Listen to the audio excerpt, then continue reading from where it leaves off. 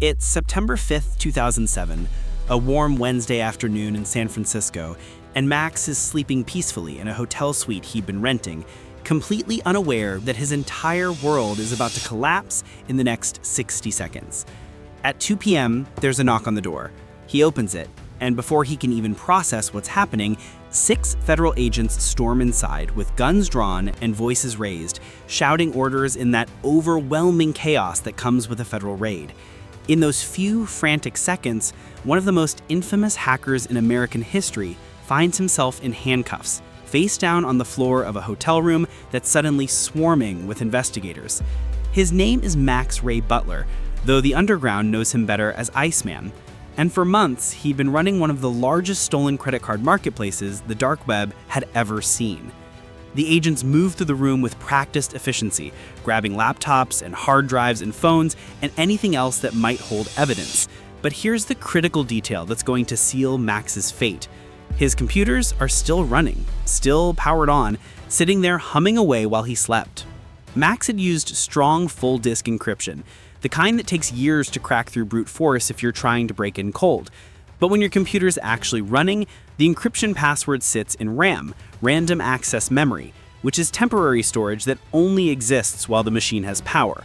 Turn the computer off, and the password vanishes into nothing, but leave it on, and it's just sitting there, accessible to anyone who knows how to look for it. Investigators reportedly performed live memory acquisition, capturing the keys from active memory and gaining access to everything Max had tried so hard to protect. Prosecutors would eventually tie him to about 1.8 million stolen credit card numbers and roughly $86 million in fraudulent charges, all because of this single oversight. He left his machines powered on while he took a nap. That was enough to bring down an entire empire. But here's the question that makes this story worth telling. How does a regular kid from Meridian, Idaho, someone who once occasionally helped federal investigators track down criminals, end up becoming the exact kind of criminal kingpin that authorities spend years hunting?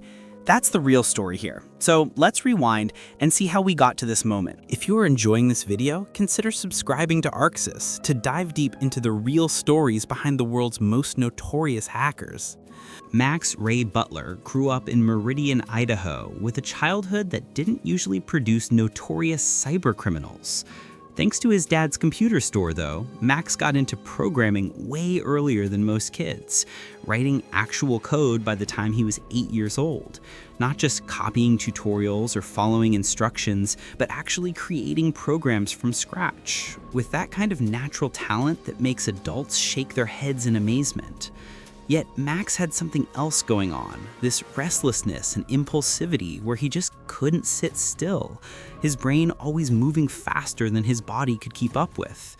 Friends and journalists who knew him later described him as hyper-focused yet constantly in motion, traits that might have been undiagnosed ADHD, though nobody really thought about that kind of thing much back then.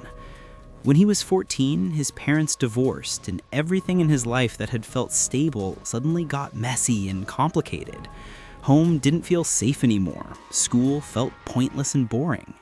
But computers offered this kind of order and logic that made sense when nothing else did. Do X, get Y. Predictable, reliable. Max started spending more and more time online, exploring these digital spaces where the rules were clear and consistent. That's when he discovered war dialing, which was this technique where you could program your computer to automatically call thousands of phone numbers one after another, listening for that distinctive beep, beep, beep sound that meant a modem had answered. It's like having a robot knock on every door in a building until someone opens up. Tedious, but incredibly effective, and completely illegal when you're targeting corporate and government systems you don't own. According to later reports and interviews, Max experimented with war dialing, scanning for modems and exploring corporate networks, including Pacific Bell's telephone systems, finding ways into places he definitely wasn't supposed to be. He could have caused serious damage if he'd wanted to, could have deleted files or crashed systems or stolen data, but instead he just looked around, curious and exploring, not stealing anything or breaking anything, just seeing what was possible and learning how these systems worked. that curiosity was about to evolve into something more dangerous, something that would eventually consume his entire life and destroy everything he tried to build. But for now, he was just a kid with a computer, figuring out how the digital world really worked. By the late 1990s, Max had moved to San Francisco and started using the handle Max Vision, eventually even legally changing his surname from Butler to Vision as part of this complete reinvention of himself. New city, new name, new identity. The classic fresh start that people make when they're trying to leave their past behind and become someone different. He got legitimate work as a security consultant, and he was genuinely good at it, with companies hiring him to find vulnerabilities in their systems before actual criminals could exploit them. That's what penetration testing is. Ethical hacking where you're trying to break in so you can show people where they need to fix things. And Max was making decent money doing work that actually helped people stay safe. He even got married to a woman named Kimmy, and for a while it really seemed like things were looking up, like maybe he'd found his path. Here's where things get complicated though. Max occasionally provided information to federal investigators, helping them track criminals and trace stolen data and identify vulnerabilities in underground forums, though he was never a formal, consistent informant with an official relationship. He was working adjacent to law enforcement, technically on the right side, at least for a little while. Yet there was this fundamental problem that Max couldn't escape. Working near the criminal underground meant constantly watching hackers operate, seeing their techniques up close, understanding their markets and their methods and their mistakes. And Max couldn't help but notice that most of these guys were complete amateurs, sloppy and inefficient with terrible operational security, making mistakes that anyone with real skill could avoid. The knowledge that he could run operations cleaner and more professionally than what he was witnessing, that thought just kept getting louder in his head. A mix of ego and financial strain and constant exposure to underground networks kept pulling at him, this gravitational force that made legitimate security work feel less and less satisfying. The temptation was always there in the background, growing stronger every time he saw someone making millions doing sloppy work he knew he could improve on. Max tried to ignore it, really tried to focus on his marriage and his legitimate work and staying clean, but that voice never went away. And around 2000 or 2001, it finally won. Around 2000 to 2001, Max crossed the line for the first time in a serious way, hacking into systems in unauthorized intrusions that resulted in his first federal conviction and an 18-month prison sentence.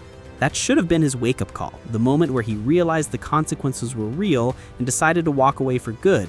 But Max didn't learn the lesson he was supposed to learn. Released in 2003, he tried rebuilding. He met a woman named Yenny, sometimes spelled Jenny in different reports, through correspondence that eventually led to marriage.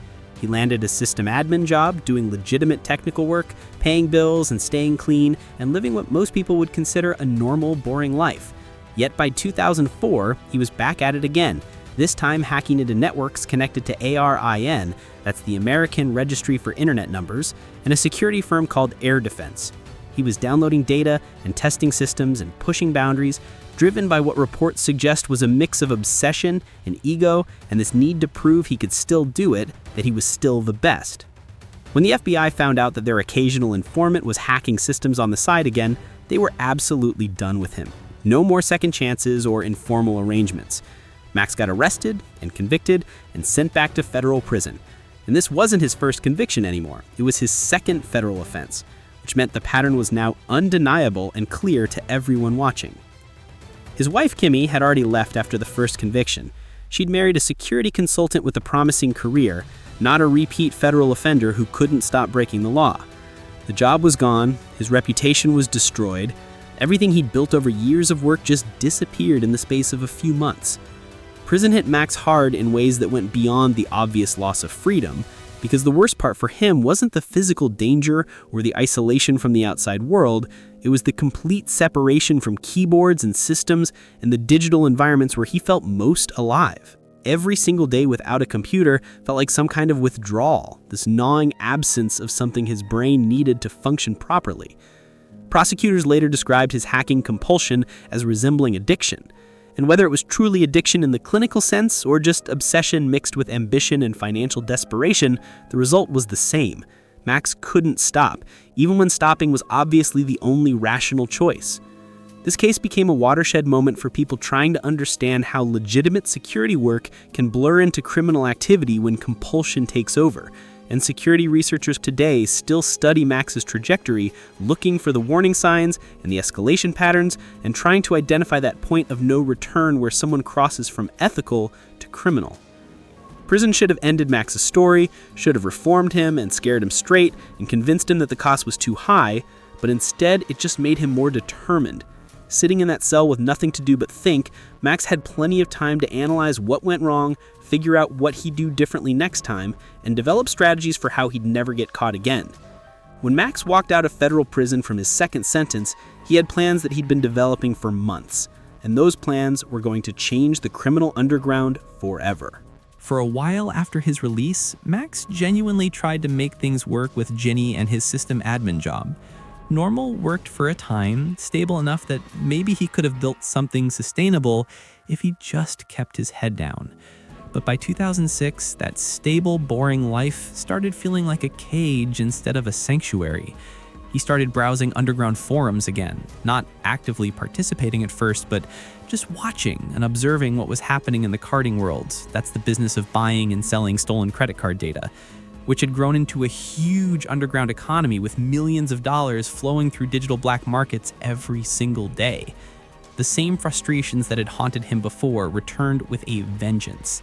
Sites were getting hacked constantly, buyers were getting scammed, sellers were getting ripped off, and the whole ecosystem was just this complete chaotic mess. Even worse, some of these sites were using techniques he'd pioneered years ago, but implementing everything wrong, sloppy, and inefficient in ways that made him physically frustrated to watch. By mid-2006, Max was fed up. He'd served time twice already, he had a wife who believed in him and a legitimate job, and a real chance at building a normal life. But watching amateurs fumble around while barely scraping by on a legitimate salary, the temptation proved impossible to resist. August 2006 arrived, and Max sat down at his computer with a plan he'd been developing for weeks, studying these competing carding sites and finding their weaknesses and mapping their vulnerabilities with the same careful attention to detail he'd once applied to legitimate security work. He'd been patient and methodical in his preparation, and now he was ready to take them all down and rebuild the underground marketplace in his own image. What happened next would change the history of cybercrime and create a legend that people in the underground still talk about today.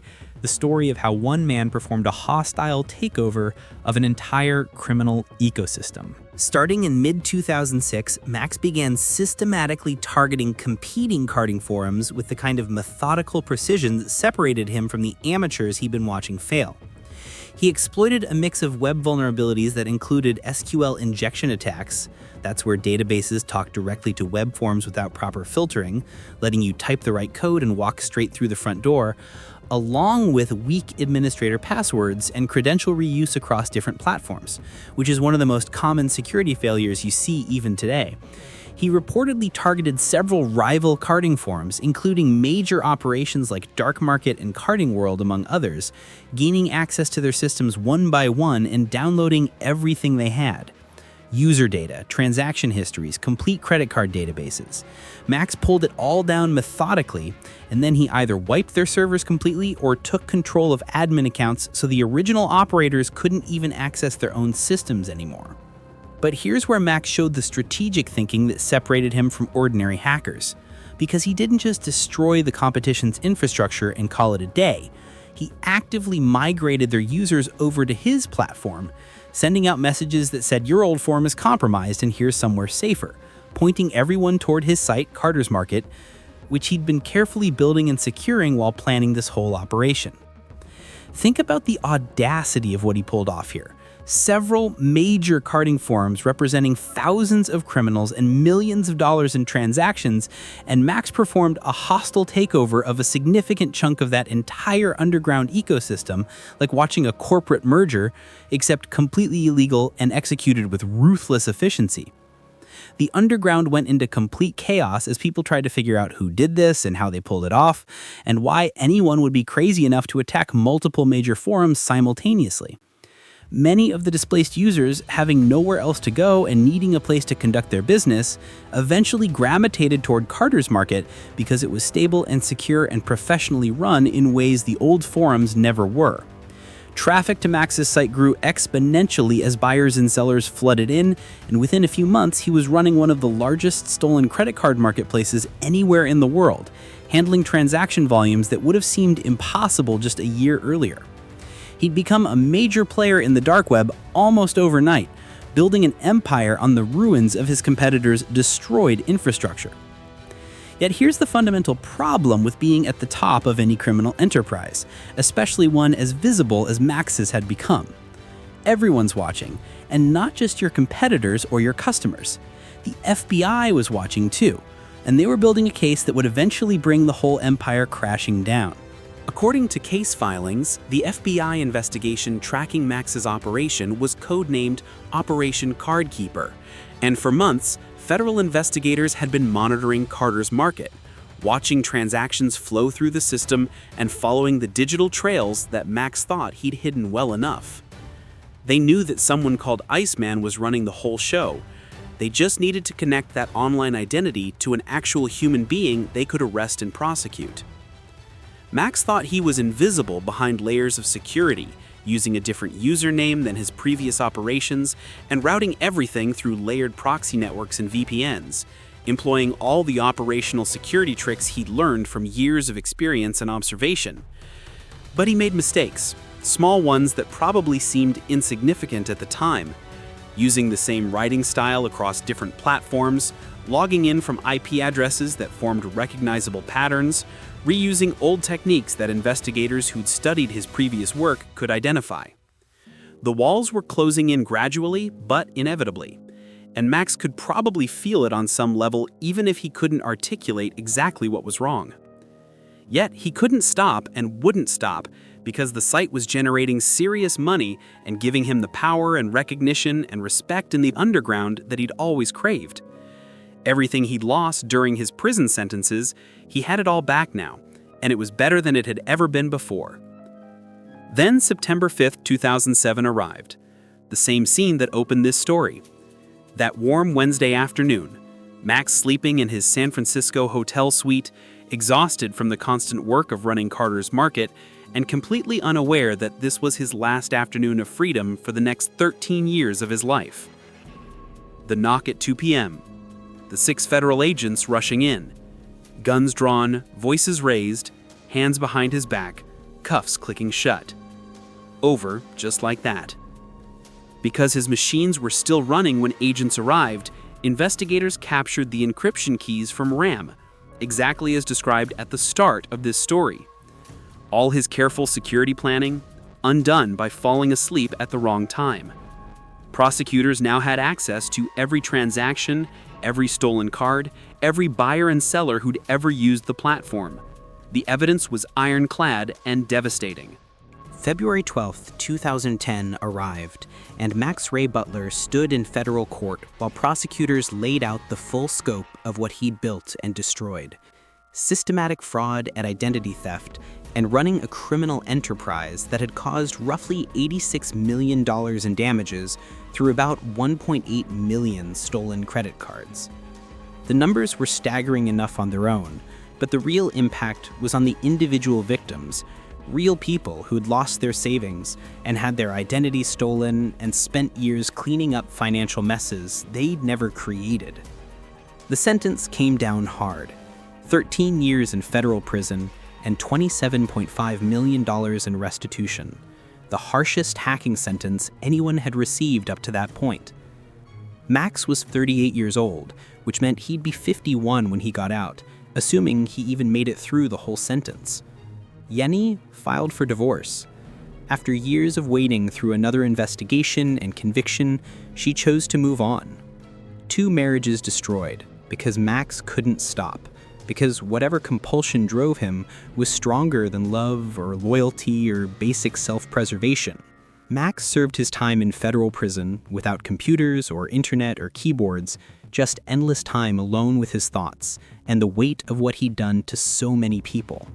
Victims who'd lost their savings, who'd spent years cleaning up identity theft, who'd suffered real damage that went way beyond the abstract numbers prosecutors cited in court documents.